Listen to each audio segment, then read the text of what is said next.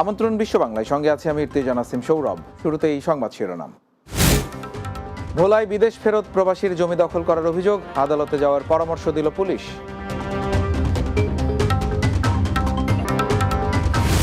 কুয়েতে খোলা আকাশের নিচে কাজ করায় নিষেধাজ্ঞা দিয়েছে দেশটির সরকার। 31 আগস্ট পর্যন্ত আইন ভঙ্গকারীদের কঠোর শাস্তির হুঁশিয়ারি। এবং অস্ট্রেলিয়া বাংলা ভাষা ও সংস্কৃতি চর্চায় বাড়ছে নানান চ্যালেঞ্জ, সংকট সমাধানে উদ্যোগী হচ্ছে নেতৃস্থানীয় প্রবাসীরা।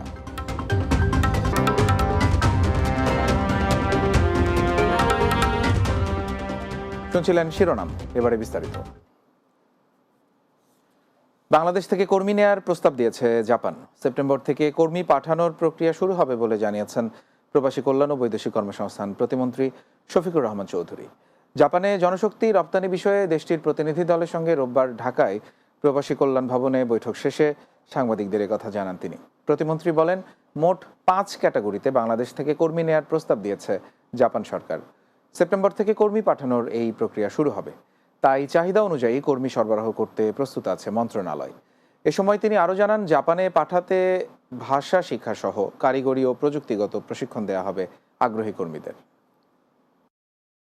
জাপানিজ ডেলিগেশন টিম তারা আজকে আসছে, তারা আমাদের কাছ থেকে ওয়ার্কার নেবে, প্রফেশনাল নেবে, টেকনিক্যাল ওয়ার্কার নেবে, কনস্ট্রাকশন ওয়ার্কার নেবে, এইগুলো নিয়ে আলাপ হয়েছে। এখনও ফাইনালাইজ কোনো কিছু হয় নাই। তারা প্রস্তাব দিবে এবং তাদের রিকোয়ার মতো আমরা তাদেরকে সরবরাহ করব। ভোলায় প্রবাস ফেরত বাবুল নামে এক প্রবাসীর জমি দখল করার অভিযোগ উঠেছে একই এলাকার এনামুল ও তার ভাতিজা আকবরের বিরুদ্ধে। শুধু জমি দখল করে ক্ষান্ত হননি তারা, প্রবাসী পরিবারের চলাচলের রাস্তা বন্ধ করে দেন প্রতিপক্ষরা, বাধা দিলে দেন বিভিন্ন হুমকি ধামকি। তবে এসব অভিযোগ অস্বীকার করেন অভিযুক্তরা। এদিকে জমি জমা সংক্রান্ত বিষয়ে আদালতে যাওয়ার পরামর্শ দিয়েছেন বোরহানুদ্দিন ওসি মোহাম্মদ শাহিন ফকির। ভোলা প্রতিনিধি মোহাম্মদ মামুনের পাঠানো তথ্যছবিতে আরও জানাচ্ছেন মাহমুদ রুবেল। ভোলার বোরহানউদ্দিন উপজেলার কাচিয়া ইউনিয়নের মালদ্বীপ ও কাতার ফেরত বাবুল হোসেন সম্প্রতি এই প্রবাসীর জমি জোরপূর্বক দখল করে গরুর গোয়াল ঘর নির্মাণ করেছে একই এলাকার এনামুল ও তার ভাতিজা আকবর গং। শুধু জমি দখল করে তারা ক্ষান্ত হননি, দিচ্ছে নানা হুমকি ধামকি। এদিকে বাড়ির উঠানে গোয়ালঘর নির্মাণ করায় একদিকে ছড়াচ্ছে রোগ জীবাণু, অন্যদিকে ক্ষতি হচ্ছে পরিবেশের। এছাড়া তার পরিবারের চলাচলের রাস্তাও বন্ধ করে দিয়েছে প্রতিপক্ষ। আমারে এখান থেকে সেনিটেনি পথ দিয়ে বিরতে আমারে উড়িয়ে দেয়। আর হইল আমার জায়গা এরা গরুর খামার জোর করিয়া দিয়ে তুইছে। আকবর এনামল এরা অমান্য করে আমার জায়গা জোর করিয়া আমার বেয়া দল করিয়া রাখছে। এ ঘটনায় প্রশাসনের হস্তক্ষেপ চেয়েছেন স্থানীয়রা। এটা বাউলের জমি, আর ওই পাশে আরেকটা আছে। এই দুইটা বিটা কিনছে বাউলেররা।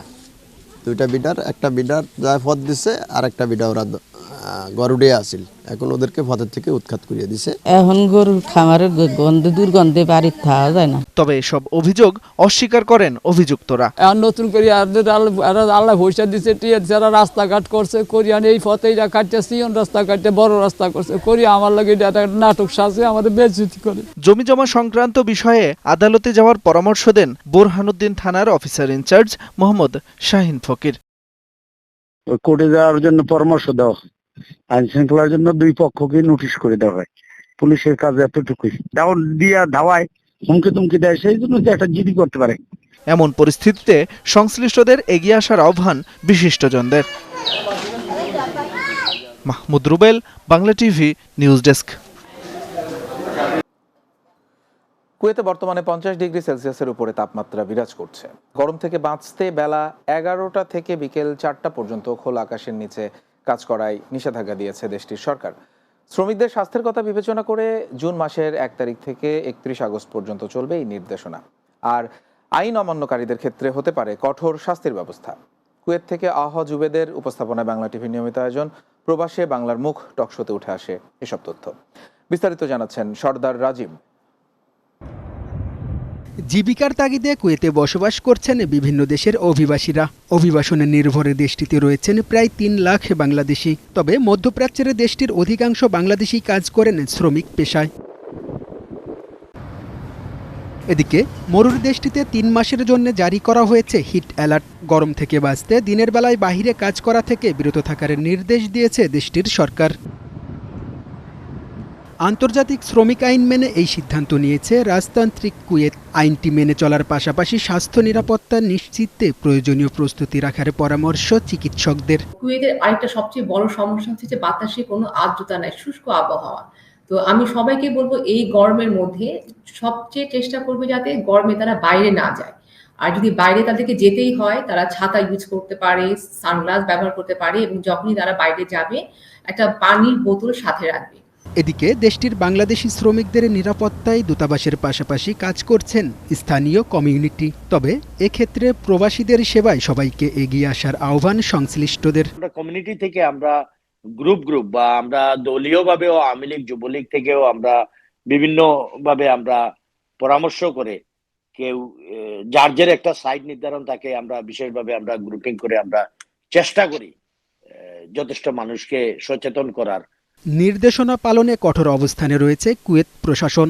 আইন অমান্য করলে সংশ্লিষ্ট কোম্পানি সহ শ্রমিককেও হতে হবে শাস্তির মুখোমুখি। কুয়েত সরকার সবসময় এইদিকে খুব সুচিন্তিতভাবে দৃষ্টি রাখেন। Sardar Rajib, Bangla TV, news desk. অস্ট্রেলিয়ার মাটিতে নানান চ্যালেঞ্জের মধ্যে অন্যতম একটি হলো মাতৃভাষা ও সংস্কৃতির চর্চা।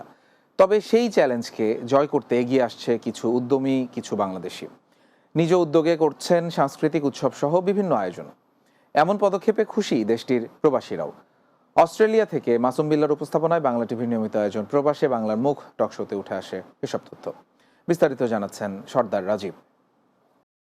শিক্ষা, সংস্কৃতি আর আধুনিক সভ্যতায় বিকশিত রাষ্ট্র অস্ট্রেলিয়া। বহু সংস্কৃতির দেশটিতে বসবাস করছেন বিভিন্ন দেশের অভিবাসীরা। অভিবাসনে নির্ভর অস্ট্রেলিয়ায় বাংলাদেশিদের সংখ্যাও অন্তত 50,000। উন্নত বিশ্বের দেশটিতে দিন দিন বাড়ছে বাংলাদেশি কমিউনিটির পরিধিও।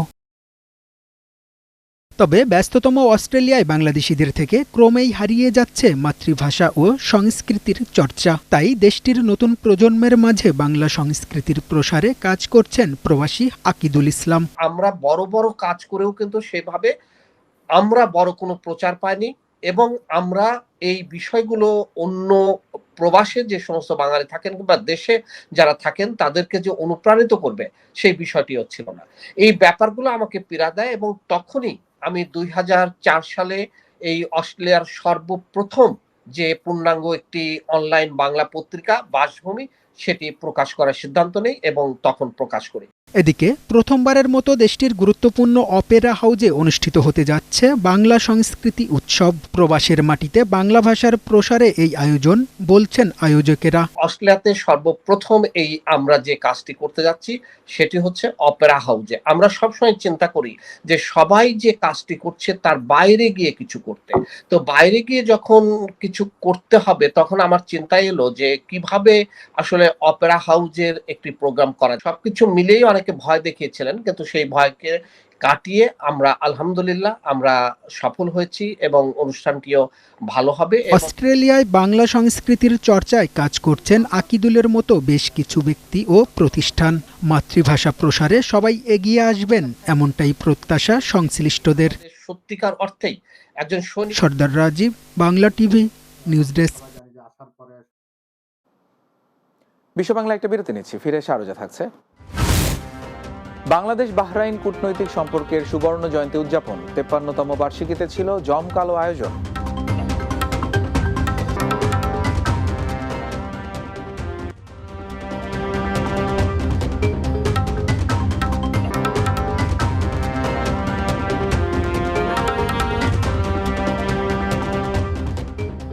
বিরতির পর আবারও স্বাগত বিশ্ব বাংলায়। নোয়াখালীর চাটখিল উপজেলার খিলপাড়া এলাকায় প্রবাসীর জমি দখল ও মিথ্যা মামলা দিয়ে হয়রানির অভিযোগে সংবাদ সম্মেলন করেছে ভুক্তভোগীর পরিবার। জেলা শহর মাইজদীতে আয়োজিত সংবাদ সম্মেলনে ভুক্তভোগী মফিজুল্লাহ জানান, বিগত 28 বছর ধরে প্রবাসী জীবন পার করছেন তিনি। এই সুযোগে স্থানীয় সন্ত্রাসী সাইফুল তার সম্পত্তি দখলের চেষ্টা করে, কিন্তু বাধা দেয়ায় তার বাড়িতে হামলা, ভাঙচুর ও লুটপাট চালায় এবং হত্যার হুমকি দেওয়া হয়। ঘটনার পর থেকে আতঙ্কে রয়েছে প্রবাসী পরিবারটি। জড়িতদের বিরুদ্ধে ব্যবস্থা নিতে প্রশাসনের হস্তক্ষেপ কামনা করেছেন ভুক্তভোগী মফিজুল্লাহ। তবে অভিযোগ পেলে আইনগত ব্যবস্থা নেওয়া হবে বলে জানিয়েছে পুলিশ।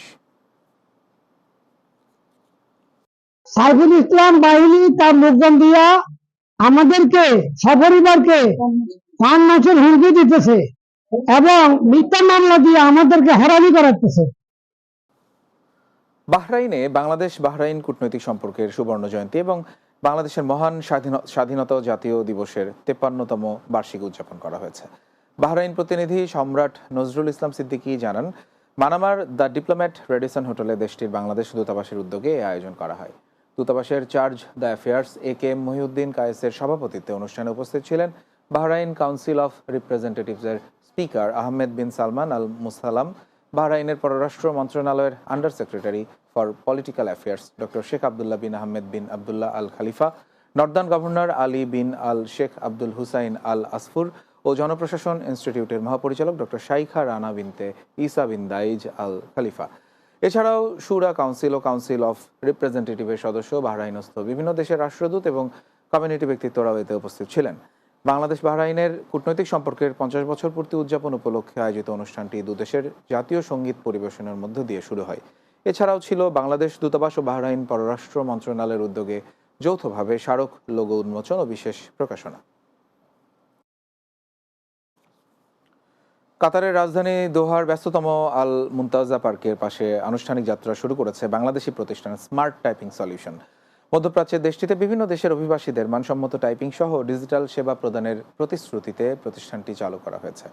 কাতার প্রতিনিধি আকবর হোসেন বাচ্চু জানান, স্মার্ট টাইপিং সলিউশনের আনুষ্ঠানিক উদ্বোধন করেন কাতারে নিযুক্ত বাংলাদেশের রাষ্ট্রদূত মোহাম্মদ নজরুল ইসলাম এবং এ সময় সাথে ছিলেন প্রতিষ্ঠানটির 2 স্বত্বাধিকারী মোহাম্মদ সজীব হোসেন ও আরিফ মাহবুব। অনুষ্ঠানে অতিথি ছিলেন সিনিয়র কমিউনিটি নেতা মাহবুবুর রহমান চৌধুরী বাবু, বিশিষ্ট ব্যবসায়ী ইব্রাহিম আরমান, মোহাম্মদ মহিউদ্দিন, স্বপন মিয়া, মেহেদি হাসান সাকিব, আহসান হাবিব শাফি, জয়নাল আহমেদ, দুলাল ও নজির আহমেদ। এ সময় উদ্যোক্তারা জানান, প্রতিষ্ঠানটি থেকে টাইপিং, প্রিন্টিং ও হুকুমি সেবা সহ কোম্পানি পরিচালনার সব রকম সেবা দেওয়া হবে।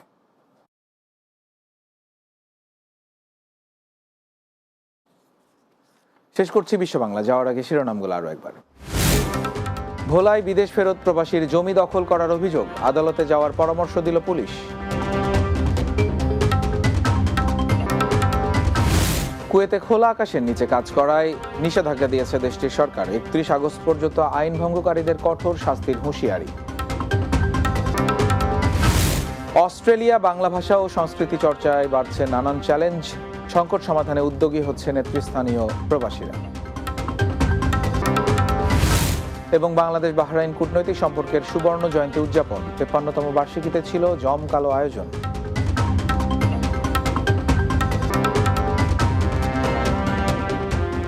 এই ছিল বিশ্ব বাংলায়। এতক্ষণ আমাদের সঙ্গে থাকার জন্য ধন্যবাদ সবাইকে।